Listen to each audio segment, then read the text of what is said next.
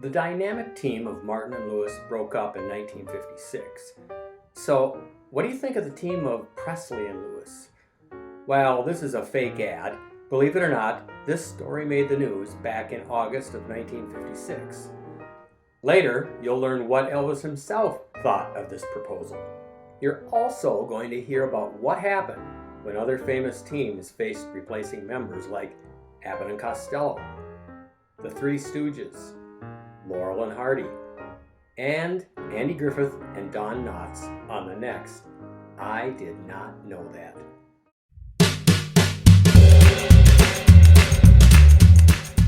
Shown here are some of the greatest classic comedy teams in history. No one can explain why some comedy teams work and others fall flat. For some reason, when certain individuals get together, it's magical. Some call it chemistry. Jerry Lewis described his pairing with Dean Martin as lightning in a bottle. Trying to duplicate it is pretty much impossible. But when one of those individuals who creates that magic dies or wants out, it presents a huge problem. They were often bringing in untold millions of dollars for the studios and the other entertainer that worked with them. There are many people who don't want that gravy train to end. Today, we're going to look at what happens when a team considers or even tries to recreate that magic with another person. As you can imagine, it usually fails. Was it really possible that there was a plan to replace Dean Martin with Elvis shortly after the Martin and Lewis breakup? You'll find out later in this episode. Before we go any further, I know there are devout fans of these great teams that know every little fact about them. If you think I got something wrong, which is entirely possible, please comment below.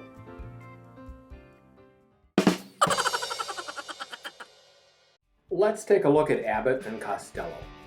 Aside from Martin and Lewis, they were one of the most popular comedy acts of the 20th century. When their popularity began to fade in the 1950s, Universal decided to drop them. The team had a bit of a tumultuous relationship and they ended up dissolving their partnership in 1957. Sadly, not long afterward, Costello died of a heart attack in 1959, just short of his 53rd birthday. The following year, Abbott decided to attempt a comeback with a different partner, a guy named Candido. The little man, he felt ill at ease. I have to admit I had never heard of him, or the fact that Abbott had ever tried to replace Costello. But Candido was a fairly well-known actor at the time and a singer, but he was most famous for doing voices. He would speak in a falsetto and then suddenly switch to a very deep voice. You got no bread with one meatball. He had the catchphrase, I'm feeling mighty low, that he used on the Jimmy Durante radio show, and the phrase became popular with the public. He was quite the character. You would recognize him as the voice of the angry apple tree on The Wizard of Oz, and also other voices in Disney productions. From what I could find, the new team of Abbott and Candido actually received some good reviews. I was hoping for some video of them, but it may not even exist. But Abbott's heart must not have been in it, because not long after forming the team and doing some performances with his new partner, he declared no one could ever live up to Lou, and he dissolved the partnership of Abbott and Candido. But believe it or not, Abbott and Costello did reunite to make new shows for a while later on in the late 1960s. Well, kinda. How is that possible, since Costello had died a decade earlier? Through the magic of animation. The team was recreated through a TV cartoon. Stan Irwin did the voice of Costello, and Abbott voiced his cartoon image in the Hanna-Barbera cartoon series called the Abbott and Costello Cartoon Show. Gadzooks. What's that? I don't know, but that's a... And they did 39 episodes. Shortly after this, Bud Abbott began to suffer through a variety of health issues, and then he died in 1974. Let's move on to the legendary team of Laurel and Hardy. They were together in films from the late 1920s to 1950. By the way, since we mentioned Candy Candido's appearance in The Wizard of Oz, I discovered that Oliver Hardy also appeared in the film The Wizard of Oz. No, not the one you're thinking of with Judy Garland. This film was from 1925, and what character do you think he played? The Tin Man! Anyway, I digress. In 2018, the film Stan and Ollie came out, and it told the story of the friendship and professional relationship between Stan Laurel and Oliver Hardy. It's an excellent film. The story showed that at times their relationship had problems, just like most people. One segment focused on a time when they were older and Hardy's health began to fail. They were doing live performances, and so Hardy encouraged Stan to perform their act on stage with another comedian. I found that part of the film pretty touching and very interesting. It was something I'd been totally unaware of. In the film, the comedian who filled in for Hardy was a guy named Nobby Cook. There's a touching scene where you can see that Laurel realizes right before they were going to go on stage that Nobby Cook just could not take the place of his old partner, Oliver Hardy. Shortly after, you see a man come on stage and before a packed house sadly announces to the stunned crowd that the show was canceled. Pretty dramatic. As I worked on this episode, I spent hours looking for information and photos of the real Nobby Cook. I came up empty over and over again. His name would only come up as a character in this film. Well, that's because I eventually discovered that he never existed in the first place. Nobby Cook and the entire story was fabricated. Hey, I understand artistic license, but that's taking it a bit too far, don't you think? Okay, it is time to talk about the grand champions of replacing a comedy team member. Like the characters they played in their films, the comedy team of the Three Stooges seemed to be indestructible. No matter what they got hit with, they always bounced back, ready to take more punishment and entertain us. Some of you might not know that Moe, Curly, and Shemp were brothers. Many probably don't know that the original Three Stooges were not Larry, Moe, and Curly. They were Larry, Moe, and Shemp. They even appeared in a film called Soup to Nuts, but the movie wasn't financially successful. Shemp decided to leave the group in 1934, and so they needed to find another stooge. Moe's brother Jerome was eager to join the act, so he was hired, had his head shaved, and renamed Curly. They were signed by Columbia Pictures, and within a year, they became extremely popular and became the legendary group that most people identify the Three Stooges with to this day. Curly became most everyone's favorite stooge because of his innocence and childlike antics. But sadly, he lived his life hard, and he had a stroke at a young age. In 1946, Shemp reluctantly returned as a stooge as a favor to his brother Moe, but only under the condition that it would only be until Curly was healthy again. But Curly never recovered, and he passed away a few years later at the age of 48. So Shemp was stuck as his permanent replacement. Aside from making their shorts, the Stooges began appearing on live television, like The Milton Berle Show or The Ed Wynn Show. In 1952, like his brother Curly, Shemp suffered a stroke, but fortunately it was mild, and he recovered within weeks. But in 1955, Shemp had a fatal heart attack at age 60 while returning from a boxing match. Ironically, he had just finished telling a joke when he slumped over and he died.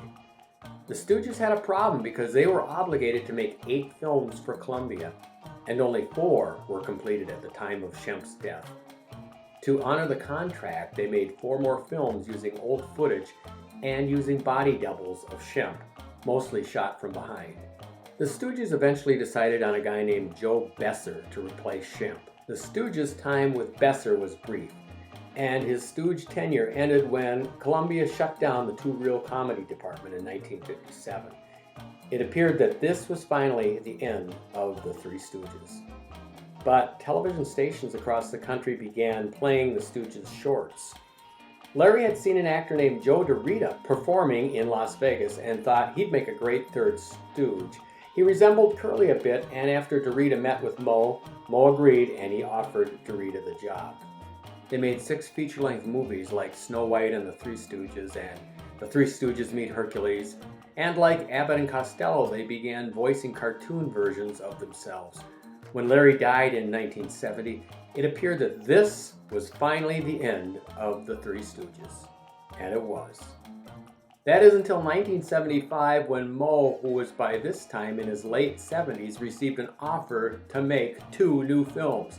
Emil Sitka was recruited to play the late Larry Fine's brother Harry as the third Stooge.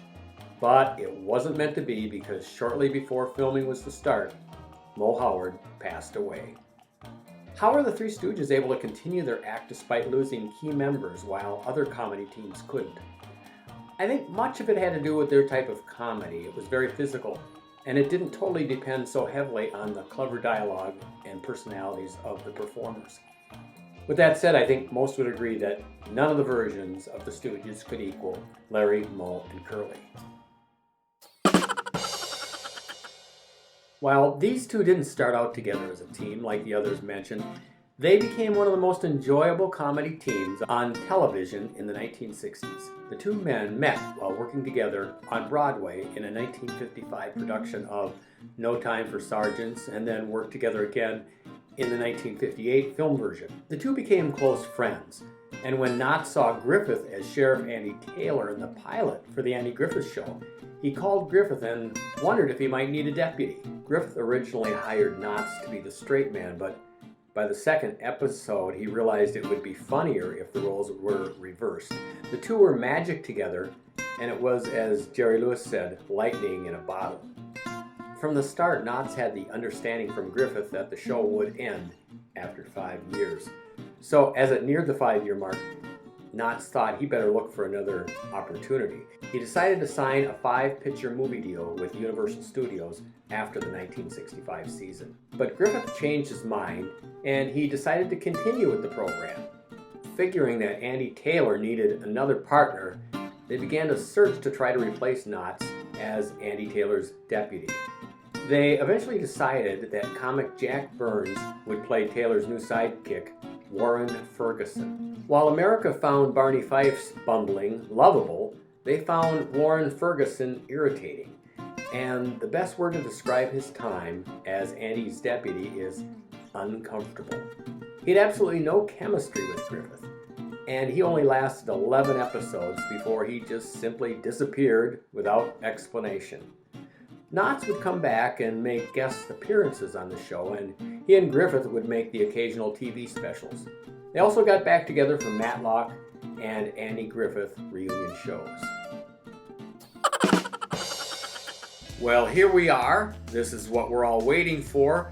Let's go to Martin and Lewis and the silly rumor that Elvis would team with Jerry Lewis after the breakup with Dean Martin.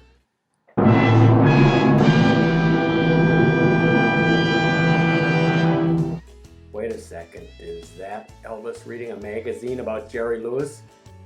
Maybe he's reading up on his potential new partner? Well, the truth is, Presley, Martin, and Lewis actually have some history together. Presley said on numerous occasions that he was a fan of Dean and his singing style, and they'd bump into each other while filming different movies. One time, Elvis saw Dean on the golf course, ready to tee off, and he excitedly shouted, hey Dean, it's Elvis!" and he waved. Someone went to Elvis later and explained, you never shout at a golfer before he's about to hit the ball. Elvis was so embarrassed that he went back inside the house he was staying at and he didn't come back out. Later, when Dean was asked about it, he said it hadn't bothered him at all and said that he actually thought it was a nice thing for Elvis to have said hello. You've probably heard that Dean Martin's nickname is the King of Cool, and it was Elvis who actually gave him that name. Elvis once told Dean's daughter that while he might be the king of rock, her dad was the king of cool. When Martin and Lewis split, it was big news. From 1946 to 1956, the only thing that could be compared to Martin and Lewis's popularity were groups like the Beatles or Elvis. I tell you what, you want to come up for Broadway? We ain't got any! They were mobbed everywhere they went. In July of 1956, Martin and Lewis had just completed their very last performance together. They were done. Elvis was big and getting bigger. His first film, Love Me Tender, was only a couple months away from being released. So on August 7th of 1956, Elvis did a radio interview with disc jockey Bob Hoffer. First, a big shout out to Kaylee Brown Thompson for making me aware of this interview, and if you want to know anything about Martin and Lewis, go to her website or her YouTube channel. They are amazing. I'll post those links below. I know any day now she's going to have a podcast discussing this very story. Here's the transcript for that 1956 interview where Hoffer interviews Elvis when he was performing in Florida. Hoffer tells him that he read a couple days back that producer Hal Wallace said he was thinking of starring Elvis in a new film with Jerry Lewis. You can find the full 6-minute interview on YouTube with a little searching. I'll post this transcript below in the comments section so it's easier to read. Wallace had produced films with Martin and Lewis, and Presley had just signed with Wallace to do some future films. Up until Martin and Lewis, there had never been a comedy team where one of the members was handsome, charismatic, and could sing. I'm guessing that maybe Wallace thought the magic just might work again with Presley and Lewis. The reaction by Elvis is kind of funny. Jerry Lewis. He seemed caught off guard and surprised by the news. It doesn't sound like Wallace had approached him with the idea yet. One of my reactions to this news is that it somewhat confirms the stories from back in the day that Dean Martin never got the credit he deserved during his time with Lewis. It's clear he was viewed as easily replaceable. Lewis himself has said many times over the years that so much of their comedy depended on Dean's perfect timing and his reactions to his zaniness. He also said that their comedy wouldn't have worked with anyone else. Well, clearly, the teaming of Presley and Lewis apparently never went any further than this 1956 news story. As far as I know, no one ever asked Lewis about this odd little piece of history and what he thought about it. I'm guessing he wouldn't have even considered the idea. So there you have it. With the exception of the Three Stooges, it's almost impossible to replace a member of a great comedy team. You just can't recreate lightning in a bottle. So, how many times did you say to yourself, I did not know that during this episode? Would you have liked to have seen a Presley and Lewis film? Also, if you like this episode, you may want to watch another I did on Martin and Lewis called The Myth of the 20 Years of Silence. By the way, I've made over 40 episodes, and so you may want to check them out too. That's it, and remember to like this video and to subscribe.